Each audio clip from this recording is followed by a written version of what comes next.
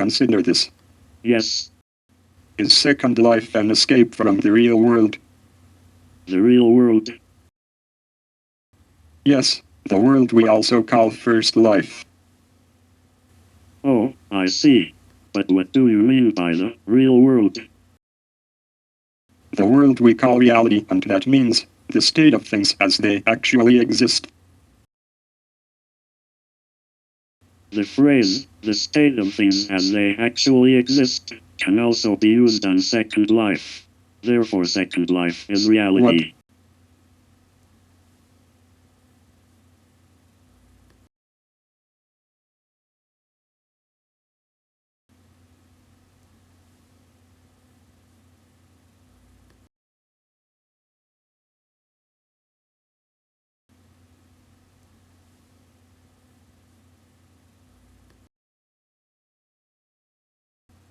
Let me use and rearrange your first question. Have you considered that first life is an escape from second life, where second life is the reality? But the fact is that you can't experience second life on the same level as first life. What do you mean? Smell, taste, and so on. All the senses.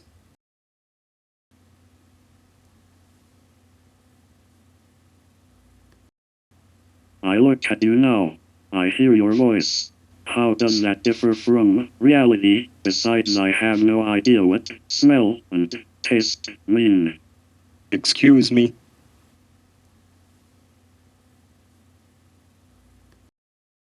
I have never experienced something defined as taste or smell.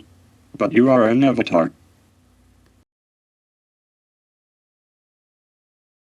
A product of a person's imagination. You are not experiencing this firsthand. You are in fact looking at a screen, hearing my voice from a couple of speakers, and communicating with me from a keyboard where you feel the keys you press. Everything is experienced second-hand, therefore it's called second life. No, I disagree. First, I'm not looking at a screen. I'm looking at you. Second, what is really first-hand? All your senses are reporting to your brain, and then after that you sense reality. You don't sense reality directly. No one does. I experience you second-hand, and so do you, and therefore it's called second life. Therefore I'm not a product. I am living here in second life as you are. I disagree.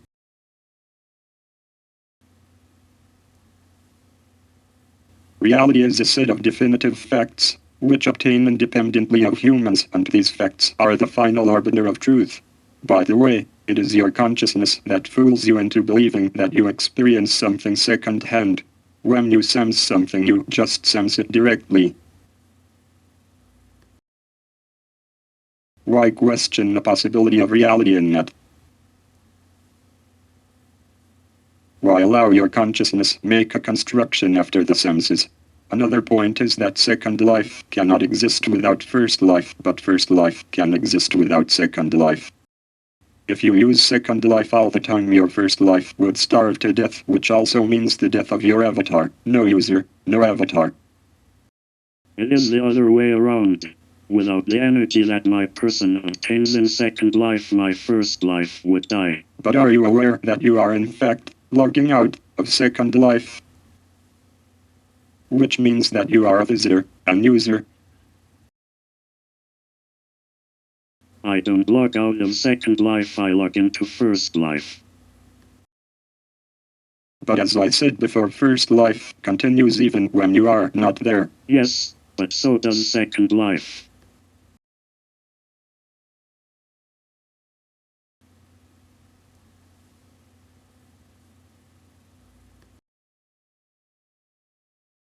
I am worried about you. Why? I think you are totally out of touch with reality, and that may indicate that you may be a schizophrenic. The way you discuss reality is based on delusions and even hallucinations. To place the diagnosis, schizophrenic, on me is just your method of degrading my arguments and defending your perception. You are conscious that the diagnosis may be, and has been, used to forcibly institutionalize individuals when they started expressing their beliefs and their view of what is real. I am not forcing you into anything. But your views of reality strongly disregard scientific results that have not yet been falsified about the world around you. There is to this day an almost non-existent possibility for falsifying the physical proof for first life, but this does not apply for second life. If I turn off a computer, first life will not disappear, even if the link to second life is severed. Instead, I will be looking on a dead screen belonging to a computer. Truth is subjective, even in natural science. Science is based on persons and their private experiences. Curiosity, inquiry, and selectivity transforms the results. When two or more individuals agree upon an interpretation, they create a consensus, and the consensus may be related to the world, but it is not truth in itself. This is a most delusional and cynical argument. It's one thing to say that I am wrong when everything is peace and quiet, but tell your views to me when I feel pain and see if a different perception of reality change the pain to pleasure. A good point and a point I can't ignore. No, I may not change that, because first life may be a simulated reality, but if there is a consensus of it being real, the simulated problems has real consequences for those involved. It is interesting that you agree to this point. This means that there is a very lucid border in your definition for what's real or not. I would consider this as an inability to take responsibility for arguments. I still believe that second life is real and first life, or meat space, is not. But my arguments are not at the moment about second life being reality, but about the right to create a reality that differs from a consensus. You are talking about the right to create a reality or realities that disregards falsifiability? A perception of reality that is not capable of being criticized by observational reports? All subjective realities are not possible. Yes, it's a matter of perception and of not being stuck in a consensus. Truth becomes so easily a tradition, and people get stuck in ever-grinding systems of what was once considered objective and good. Even if I present good arguments, you keep ignoring them. I still believe that you are delusional and even addicted to your subjective reality, or with other words, addicted to second life. I may use the same argument toward you.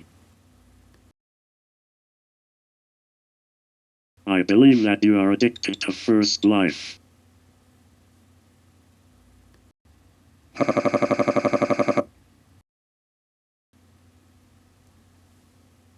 Are you laughing now in second life or in first life? Why should anyone choose to live in second life instead of first life? There are a lot of things in first life that makes it a better place, like sex and food. Are you kidding?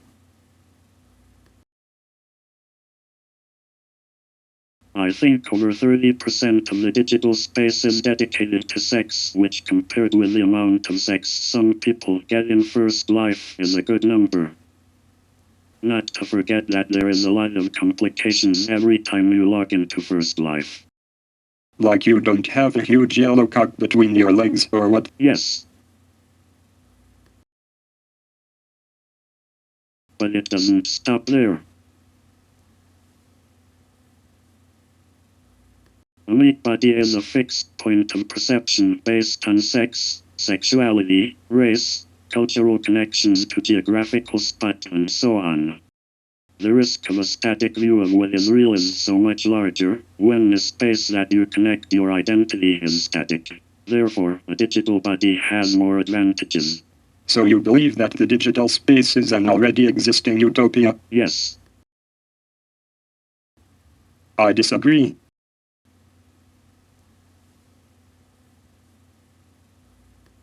There were some really strong utopian ideas when the digital space was introduced, that a change would happen. But now, more than a decade later, we have not yet seen this change or even the beginning of it. The consequences of the change of perception that the digital space means have just started. I think it's a bit premature to see the results after such a short while. The possibilities that the digital space create are essential for removing the prejudices around sex, sexuality, race, and culture. In accepting one's objective reality, you also have to accept the right of others to create one. True. Yes. Let's see this from an ethical perspective. If the values of all realities are equal, what's the point of criticizing a murderer's view of reality? Yeah, we should all go back to some sweet hardcore Christianity from the good old days. That always worked as a solution in the past.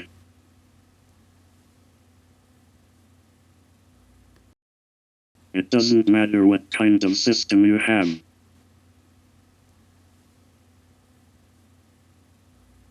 People will still murder each other and refrain from murdering each other.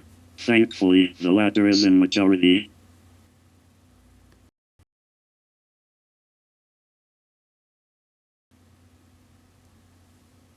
But to have a functional relationship with reality, you have to have some objective presumptions, and these presumptions should be based on the logical possibility that an assertion can be shown false by an observation or a physical experiment. If not proven false, this presumption can, until proven otherwise, be used. You still claim that these presumptions are the one presented by natural science? Yes.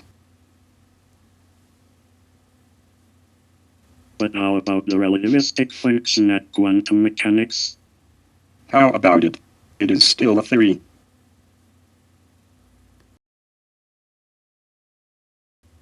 Well, according to quantum mechanics, primarily one cannot measure the location and velocity of subatomic elements, because the more one looks for the first, the less accuracy one can achieve for the second.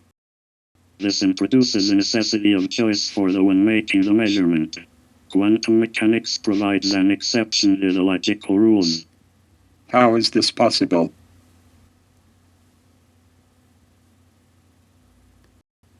Well, with observation, a system's probability wave will collapse into a precise quantity observable by the means of measuring the device applied.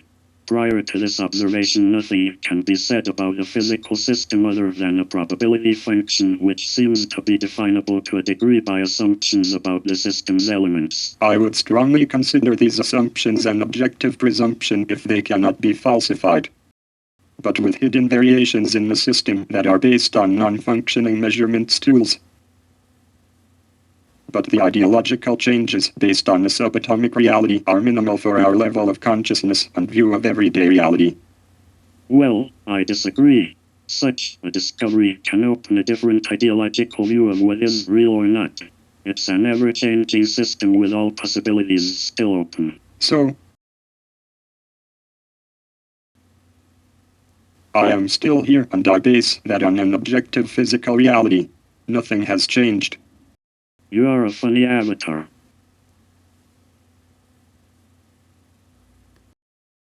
I am also here, but I base it on a relativistic digital reality. Nothing has changed.